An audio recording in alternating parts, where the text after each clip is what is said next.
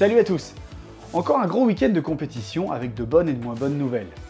Le Safraya Rally faisait son retour en WRC, l'épreuve a été extrêmement disputée et a fait sacrément souffrir les mécaniques. Au final, c'est Ogier Ingrassia qui s'impose devant Katsuta et Tanak. Grâce à cette victoire, le Français continue d'accroître son avance sur Evans au championnat pilote et Toyota de conforter sa place de leader au championnat constructeur. Tout comme au Safraya Rally, le soleil brillait en Valais lorsque Cédric Borboen nous a accordé une interview pour nous dévoiler les grandes lignes du prochain rallye du Valais. Enfin, nous connaissons la nouvelle victime du Covid, la course de côte de Gurningel, qui ne peut pas supporter financièrement les coûts supplémentaires imposés pour lutter contre la pandémie. En F1 maintenant, sur les terres de son employeur en Autriche, Max Verstappen remporte une victoire sans partage. Les autres ont bien tenté de résister, mais rien n'y a fait. Le Néerlandais remporte sa seconde victoire en 7 jours. Du côté d'Alfa Romeo Sauber, Raikkonen échoue à la porte des points en 11e place, tandis que Giovinazzi finit 15e.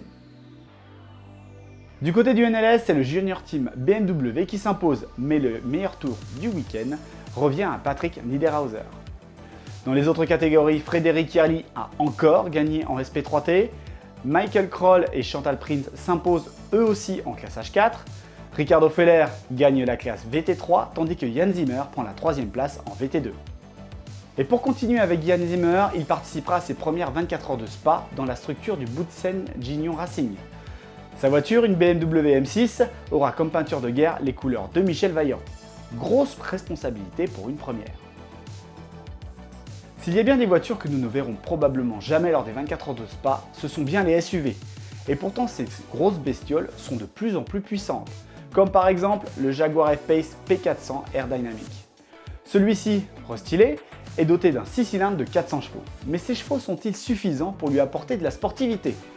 La question, elle est vite répondue dans notre article. Belle semaine à tous, ciao!